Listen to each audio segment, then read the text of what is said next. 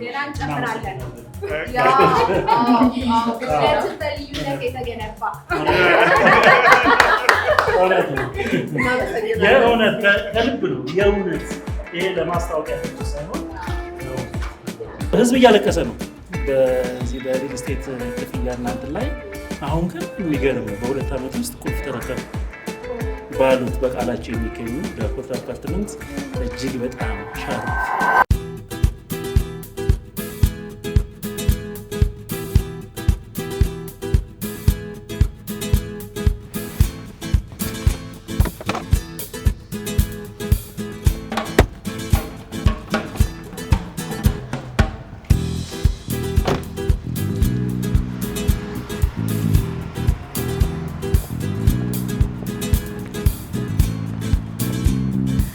እንግዲህ ውዴታ ቤተሰቦቼ ዛሬ ያለሁት ስቱዲዮ አይደለም፣ ከስቱዲዮ ወጣ ብያለሁ። ሌላ አንድ አዲስ ሙያ ሳደርግ ታዩኛላችሁ ማለት ነው። በጋዜጠኝነት ነው የምታውቁኝ። ከሌላ ባለሙያ ጋር ዛሬ ውለዋለኝ። የት ነው የሚለውን አብራችሁን ከቆያችሁ የምታይ ይሆናል። ሰብስክራይብ፣ ላይክ፣ ሼር ማድረጋችሁን አትርሱ። አብራችሁ የሚቆዩ ነው ራሂል ኃይሉ ነኝ። ተከታተሉ።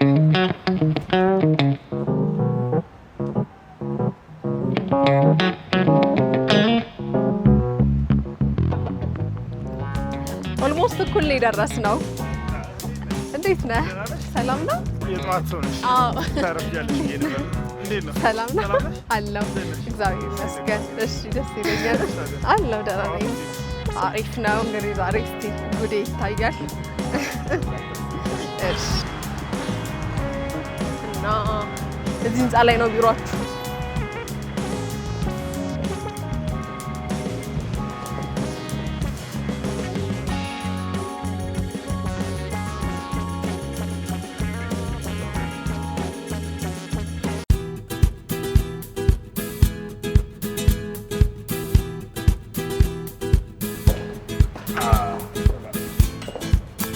Thank you.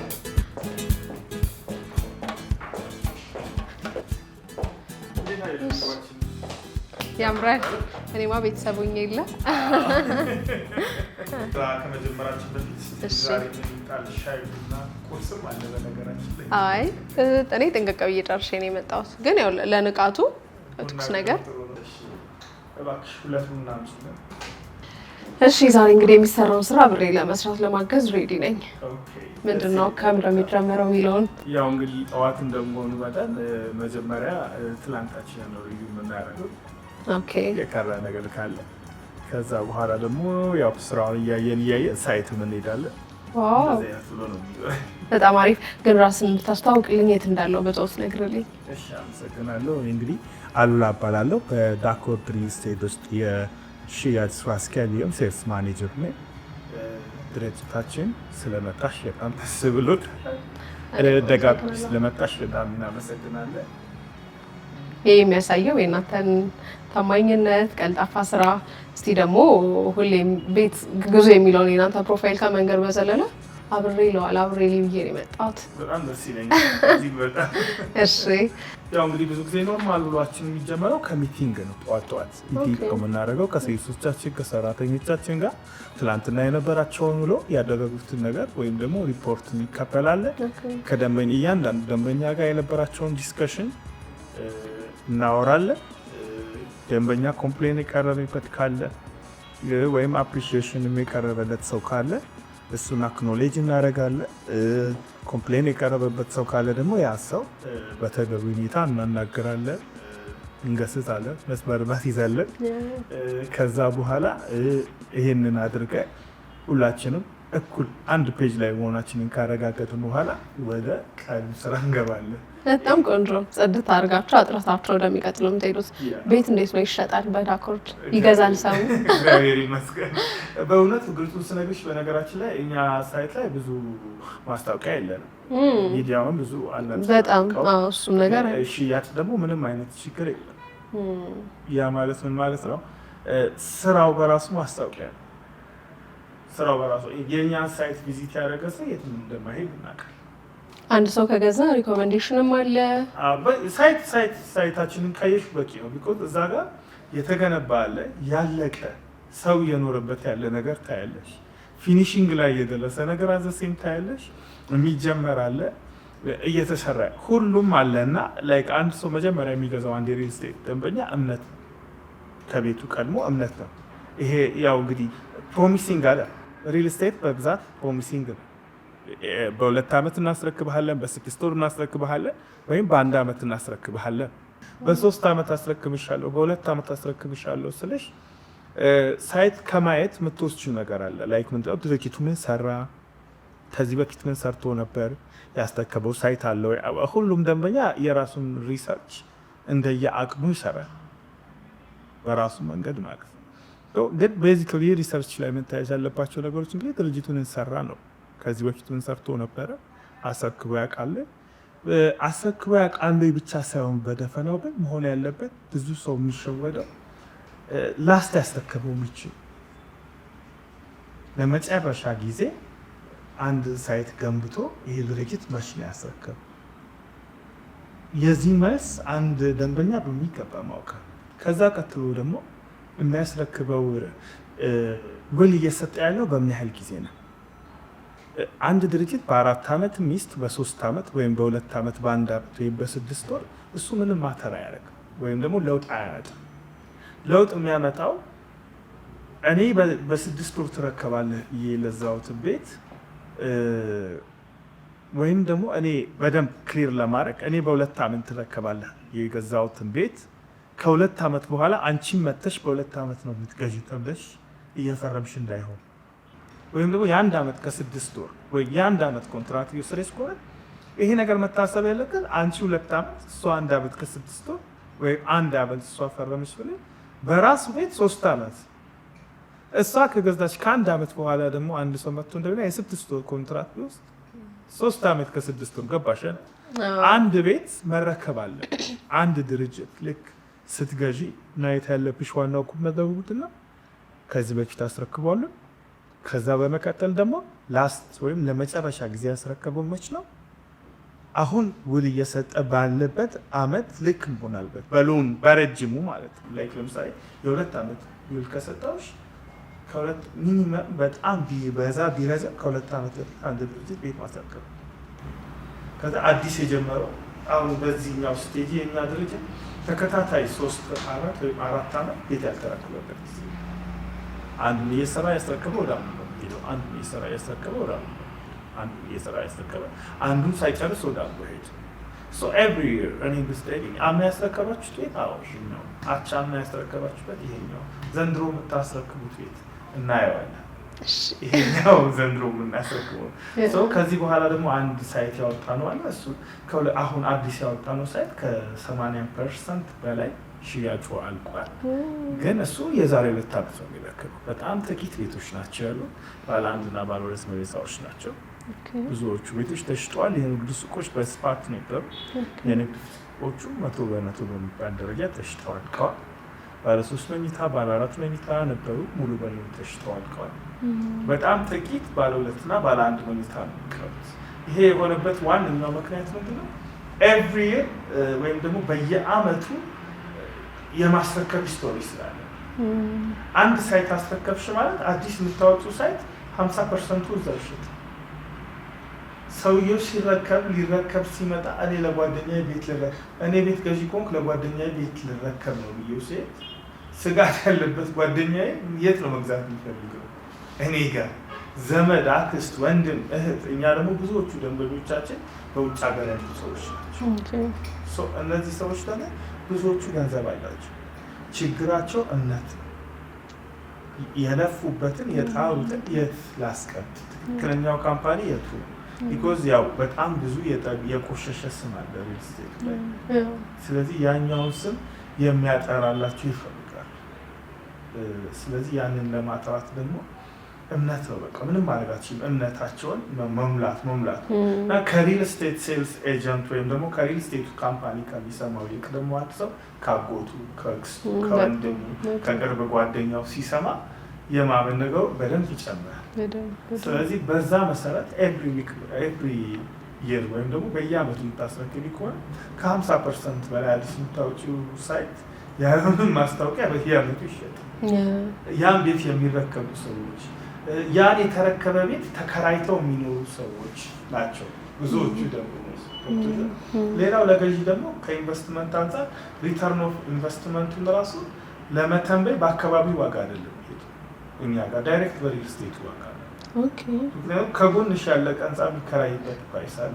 አንቺ እዚህ ጋር ሊገዛ በምን ያህል ያወጣሁት ወጪ ይመለሳል፣ ምን ያህል ገቢ ያስገባለሁ፣ በአካባቢው ኢስቲሜት እየተደረገ አይደለም የሚነገርሽ ያለው ዋጋ ካልኩሌት እየተደረገ አሁን ላይ ያሉት ቤቶች በዚህ ዋጋ ነው የሚከራዩ። ሰው የእናንተ ሰልክ እስከዚህ ሊሄድ ይችላል የተባለ እዛው ሪተርን ኦፍ ኢንቨስትመንታቸው እዛው ያውቃሉ ማለት ነው። ሰው ብዙ ጥቅም አለው። አላንሳብ ኦኬ፣ ቡናችን መጣ እስቲ። ኦኬ፣ እሺ።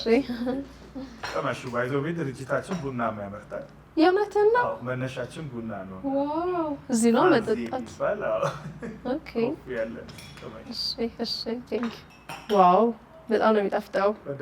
አዎ። በነገራችን ላይ ዋናው ቢሮዋችን ቡና ላይ ነው የሚሰራው። የእውነትን ነው? ቢዝነሳችን መጀመሪያ ስንጀምር ከቡና ላይ ጀመሩ። እሺ። በጣም ቆንጆ የሆነ ትልቅ የቡና እርሻ አለ ቡጂ ላይ። ራሳችንን ቡና ኤክስፖርት እናደርገው ወደ 14 ሄክታር አካባቢ በጣም ሰፊ የሆነ የቡና እርሻ አለን ቡጂ አካባቢ። ቡና ነው በዋነኝነት የምንሰራው። ቡና ኤክስፖርት እናደርጋለን። ከዛ ጋር ተያይዞ ሰሊጥ ምናምን የመሳሰሉትን እናደርጋለን። ቤዚካሊ ግን ቡና ነው ወደ ውጭ ሀገር ኤክስፖርት የምናደርገው። ከዛ ጋር ተያይዞ በሚገኘው ገንዘብ ደግሞ የተወሰኑ ነገሮችን ክፍተት አገሪቱ ላይ ያለው ክፍተት እያየ ኢምፖርት እናደርጋለን። ስለዚህ ብቻ የራሳችንን ቡና ነው። ዋው በጣም አሪፍ። ከዛ በኋላ ነው ወደ ኦኬ አሁንም ድረስ ማለት ነው። አዎ አሁንም ድረስ አሁን እንደው ወደ ኢትዮጵያ ማርኬትም እየገባ ነው። ኦኬ ካፌም በስሙ አዲስ አበባ ላይ ተከፍቶለታል። ወደ ፒያሳ አዲሱ ገበያ አካባቢ ህዝቡን በደንብ ቴስት እያደረገው ነው። በየሱፐር ማርኬቱ መገኘት ጀምሯል። ከዚህ ቀደም ኤክስፖርት ብቻ ነበር ሙሉ በሙሉ ምንም አይነት እና ኢትዮጵያ ውስጥ አንሸጥ ተመርቶ ኤክስፖርት ነበር። አሁን ግን ለሀገር ውስጥ ገበያ ለኤክስፖርት እያቀረብን ያለ ነው ቡና በዋነኝነት። በጣም አሪፍ። ይሄንን አይዲያ ይዘን ነው ወደ ሪል ስቴት የመጣችው። ላይ ቡናው ከሸጥሹ በኋላ ምንድነው የምታደርገው? በሚገኘው ገንዘብ ሀገር ውስጥ ክፍተት እየፈለግሽ ያን ክፍተት መሙላት ነው። ያለውን ክፍተት እቃ ደግሞ ወደ ሀገር ውስጥ ኢምፖርት ማድረግ ነው። ወዲያው ነው የሚሸጠው። ሶ ሪል ስቴቱም ጋር ስትመጪ ያው ክፍተት መፍጠን የለመደ ካምፓኒ ምንድን ነው የሚያደርገው? ሪል ስቴቱ ላይ ምን ክፍተት አለ? ያ ልክ ነው። ሀገራችን ላይ ምንም ጥያቄ የለውም የመኖሪያ ቤት ጥያቄ እጥረት አለ። እጥረት ብቻ ሳይሆን ያሉት ሪል ስቴቶች ደግሞ ምንድን ነው ላይክ የጋራ ችግራቸው ላይክ አንድ ካምፓኒ ልክ እንደ ካምፓኒ ተቋቁሞ ሲመጣ ያለውን መድገም ሳይሆን አፕግሬድ መሆን ወይ አንድ የተሻለ ነገር አንቺ ባለሽ አቅም እያቀረብሽ ከሆነ አንቺ የተቸገርሽበትን ነገር እኔ ከአንቺ ልምድ ስለምወስድ አንድ ስቴፕ አድቫንስ አድርጌ መምጣት አለ። አንቺ የምደግምሽ ከሆነ በቃ ልክ ነህ። ስለዚህ እኛም እንደ ዳኮርድ ስንመጣ ያሉትን ችግሮች አጥምተን ኮመን ሊያገኘ ነው ያው በሰዓቱ ወይም በተባለው ጊዜ ቤት ያለማስረከብ ችግር እሱን ለመድፈን ቅድም ያልከኝም የታማኝነት ጉዳይ ቀላል የሚባል ነገርም አይደለም። ከታማኝነቱ በተጨማሪ ደግሞ ፕሮሚሲንግ ቃል ገብቶ ቃልን ማክበር በጣም ኢምፖርታንት ነገር ለአንድ ሪል ስቴት ቀጣይነትም ለእያንዳንዱ ነገር በጣም ቤዚኩ ነገር ቃልሽን መጠበቅ። ያስኩ ዛሬ ስራዎችን ለይታ ቤተሰቦች አንዳንድ መረጃዎችን በዛው ስነግራቸው ብዬ ነው ስራህን ያስተጓጉ። ስለዚህ ቀጥሎ አሁን የምናደርገው ምንድን ነው? አሁን እንግዲህ ምንድን ነው መሰለሽ እንዳልኩሽ ከሚቲንግ ነው የሚጀመረው ብዬሽ እኔ ከአንቺ ጋር ስለሆንኩ በራሳቸው መንገድ ሚቲንግ ጀመሩ ነበር። እስካሁን ድረስ እርግጠኛ ነኝ ይጨርሳሉ። ስለዚህ ሳይት ላይ ሄደን ደግሞ ያለውን እንቅስቃሴ አብረን እናያለን። በጣም ደስ ይለኛል። እሺ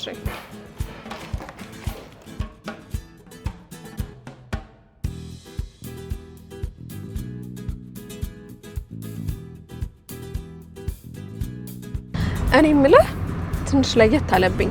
ዳኮርድ ምን ማለት ነው? ዳኮርድ ማለት የፈረንሳይኛ ወርድ ነው። ስምምነት ወይም ደግሞ መግባባት ማለት ነው። ስራዎችን ደግሞ የሚሰራው በሰፊው ጀሞ አንድ አካባቢ ነው። ያው የሪል ስቴቶች ላይ ያለውን ክፍተት ለመድፈን ስራውን እየሰራ ያለ ድርጅት ነው። ሙሉ በሙሉ ሳይታችን የሚገኘው ጀሞ አንድ አካባቢ ነው። ሪል ስቴቶች ላይ ያለው ክፍተት ምንድን ነው ካልሽኝ ደግሞ የጋራ ችግራችን በሚመስል መልኩ በጣም ብዙ ሪል ስቴት ያው የዲሊያንስ ወይም ደግሞ የማዘግየቱ ነገር ይለያይ እንጂ ያዘገያሉ ወይም በጊዜ አያስረክቡ። ሶ ያንን 100% ለማስቀረት ችግሩ ምንድነው ከየት ነው የመጣው ብሎ እዛ ላይ በቂ የሆነ ጥናት አድርጎ ያንን ሊቀርፍ ወይም ሊያስቀር ይችላል ብሎ እየተንቀሳቀሰ ያለ ድርጅት ነው። ስለዚህ አከፋፈላቸው እንዴት ነው የሚሆነው ማለት ነው? ያው ቤቶቹ አሁን በግንባታ ላይ ነው ያሉት። እኛ ጋር ደንበኛ መግዛት ሲፈልግ 10% ብቻ ነው የሚከፍለው። 10% የቤቱን ቶታል ፕራይስ 10%። ለምሳሌ ዋን ቤድሩም መግዛት የፈለገ ሰው 678,000 ብር ብቻ ነው የሚያስፈልገው። በዛ ተጨማሪ ደግሞ የባንክ ብድርም ተመቻችቶላቸዋል። አሁን የሚከፍሉት 10% ከከፈሉ በኋላ የግንባታ ሂደቱን ቤቱ እየተገነባ ነው አይደል ያልኩሽ። ለምሳሌ አሁን ቤቱ 2ኛ ፎቅ ላይ ከሆነ ያለው 6ኛ ፎቅ ሲደርስ 9ኛ ፎቅ ሲደርስ 12ኛ ፎቅ ሲደርስ እያለ ቤቱ በአጠቃላይ ወደ ላይ 13 ፎቅ ነው። አንድ ፍሎር ወይም ደግሞ አንድ ወለል ላይ 3 ቤቶች ወይም 3 አባወራ ብቻ ነው ያለው። በአጠቃላይ ሙሉ ህንጻው ላይ የሚኖረው 30 ሰው ነው።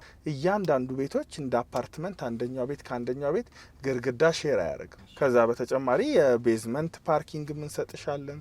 የከርሰ ምድር ውሃም አለው። አሁን ደግሞ አዲስ ሳይት ያወጣ ነው አለ። ሽያጩ ኦልሞስት ከ70% በላይ ተሽጧል። የቀሩ በጣም የተወሰኑ ጥቂት ቤቶች አሉ። ከነዛ ቤቶች ላይ ደግሞ አሁን እየሸጥን ነው። ባለ 1 መኝታና ባለ 2 መኝታ ቤቶች ናቸው ያሉ። ይቅርታ ስልክ ላንሳ። ችግር ስራ አይደለ? እሺ ቴንክ ዩ። ሄሎ ሄሎ፣ ሰላም እንዴት ነህ? ሰላም። ዳኮርድ ሪል ስቴት? አዎ ዳኮርድ ነው። ምን ላግዝህ? ማስታወቂያችሁን አይቼ ነበረ ዩቲዩብ ላይ እና ኦኬ ቤት ፈልጌ ነበር። ኦኬ እስቲ ያሉትን አማራጮች ልትነግረኝ ትችላለህ? የካሬ አማራጭ እና የመኝታ ቤት። ኦኬ እሺ።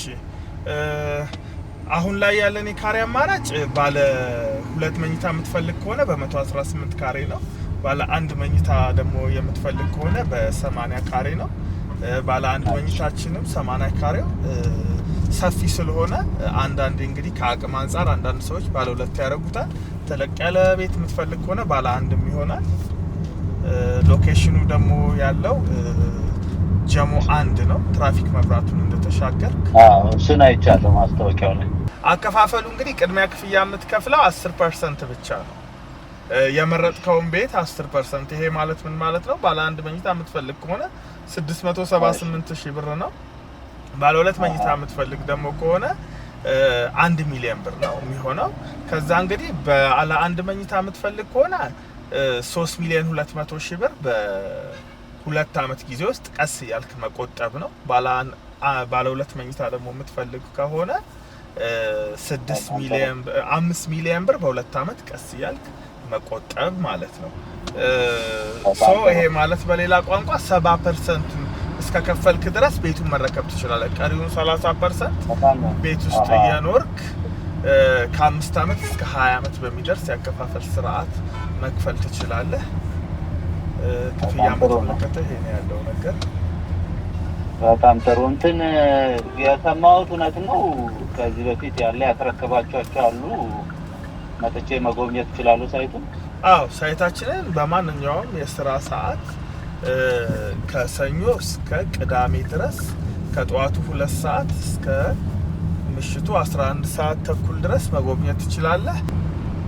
ደስ ይለናል። የምታያቸው ቤቶች የሚታዩ ነገሮች ሳይታችን ላይ በበቂ ሁኔታ አሉ። ያለቁ ቤቶች አሉ፣ ሰው እየኖረባቸው ያሉ አሉ፣ መረከብ ላይ እየደረሱ አሉ። እንዲሁም ደግሞ አዲስም እየጀመርን ያለነው ሳይት አለ።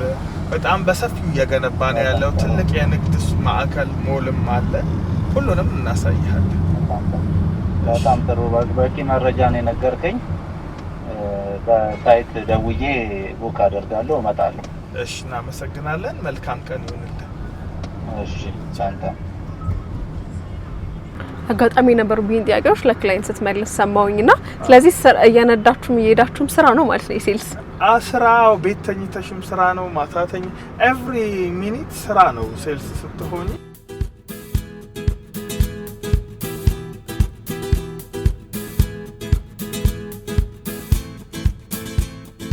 እንግዲህ አሁን ወደ ሳይት ልንገባ ስለሆነ ደግሞ አንዳንድ ኦኬ። ሴፍቲ ማቴሪያል ያስፈልገናል። እሺ ዛሬ አንጸባራቂ ናት። በቃ የሚቀርብኝ ነገር የለም። እናንተ ነው ነው ሙሉ። ያው እሺ እንግዲህ ደስ ይለኛል። እሺ አሁን ደግሞ የገዙ ደንበኞቻችን ቤታቸውን እያሰሩ ያሉትን እንደ አጋጣሚ አግኝተናቸዋል እዚሁ ጋር። ስለዚህ ከነሱ ጋር ላስተዋውቅሽ። ደስ ይለኛል። በዚህ መጠየቅ የምትፈልጊውንም ሆነ ስትነሽ መጠየቅ ትችያለሽ። ዘላለም ይባላል። አንድ ይሄን ቤት የገዛ ደንበኛችን አንዱ እሱ ነው። እሷም አለች እነሱም አላቸው። ስለዚህ እነሱን ተዋወቂያቸውና እሷንም ተዋወቂያት። ራሄል እንዴት ናችሁ? ትንሽ ጊዜ ልስጣችሁ። ሆነ እስቲ የሆነ ጊዜ ስለ ድርጅቱ መጠየቅ ትችያለሽ። ያ ድንገት ነው እንግዲህ ያገኘናችሁ እያደሳችሁ ነው ያላችሁትና ቤት መግዛት ስሜት እንዴት ነው? የራስ ቤት ቤት መግዛት ያው እንግዲህ አዲስ አበባ ውስጥ ስጋት ነው እንደ እውነቱ ከሆነ በፍርሃት የምታወጪው ነው።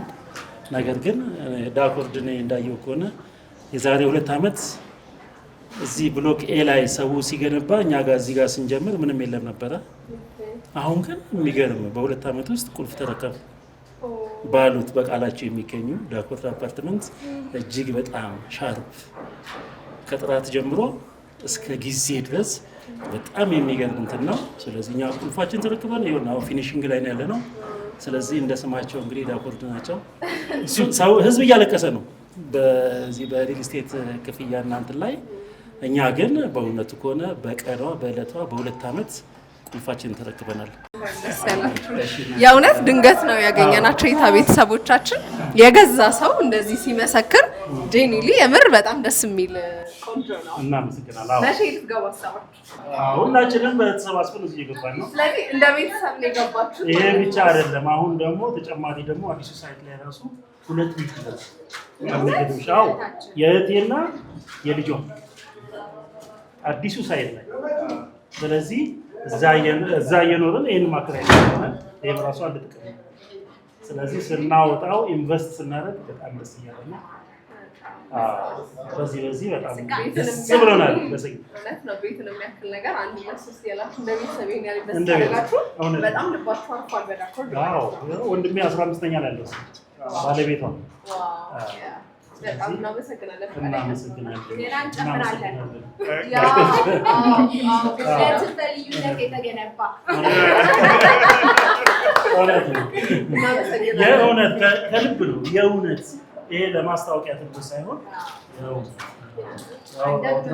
አንድም የውሸት እውነት ነው። ስለዚህ በዛ ነው እንደው መምህር ነኝ። የሚገርምሽ መምህር አይዋሽም። በጣም ደስ ይላል። ያለ ሜሲ ሳያርገው አሜን አሜን። ደግሞ ለምረቃቱ ትመጣላችሁ። አሁን ከወር በኋላ ከአንድ በኋላ ሻር እንመጣለን። ደስ ይለኛል። እዚህ ደግሞ ይኸው ሌላ ሰው አግኝተናል። ለእህታቸው ቤት የገዙ ሰው ናቸው። 15ኛ ፎቅ ላይ ነው ቤታቸው።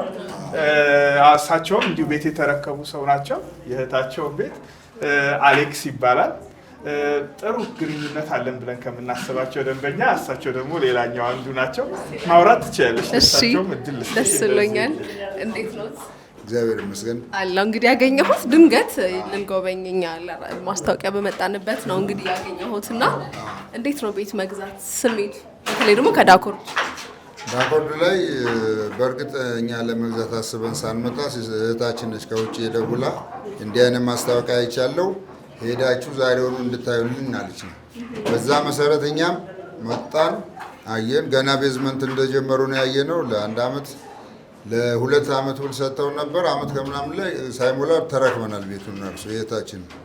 በጣም ደስ ይላል። በጣም ደስ የሚል ነው። ፈጣን ናቸው። ጥራቱን ከስር እያየን ነው። እንጃ ማንም ሰው ቢገዛ እዚህ ቢያማክር መጀመሪያ አድቫይስ አደርጋለሁ። በጣም ከዚህ ከዳኮርድ ውጪ እንደ ቤት ላይ ያው ሊገዛ ሲል በደንብ ማየት ሌሎች ምናምን ይኖራልና ዳኮርድ ላይ ግን እርግጠኛ ሆናችሁ ገንዘባችሁን ኢንቨስት እንዴት አደረጋችሁ? አመናችሁ? አይ ከዚህ በፊት የሰሩትንም አየን። የመጀመሪያውን የሰሩትን አየን። ሁለተኛው ላይ እንደገና ገባንበት እና የግድ እሷም ከዛ በጣም ተከታትላለች። እኛን ደግሞ ይውስጥልን ስናየው ምንም በቃ ይሄ የሚባል ነገር የለውም። አሁን እኮ በቃ የተለየ ነው። ማን ሊቀድመው እንደሚችል ራሱ ለማወዳደር እንትን ላይ ነኝ ያለሁት እና በጣም የተለየ ፈጣን ጥራትም በተሰጠን ቀጠሮ ላይ ደርሶ የሚገኝ ትክክለኛ ድርጅት ሆነን አግኝተናል። ደስ ይላል። ግንኙነታችሁ ቤተሰባዊ ሆኗልና ከስተመር አያያዛችሁንም ያሳያል። በጣም ኦልሞስት እኮ ቤቱን አብረን ሰራን። ከታች ጀምሮ ከፋሮ ጀምሮ አብረን ስለወጣን ሁሉን ነገር አይተናል። እኛም ካሁን በኋላ ቤተሰብ ነን። ደስ ይላል። እንግዲህ ያለ ሜሲሳ ያርገው ለሁላችን። እናመሰግናለን።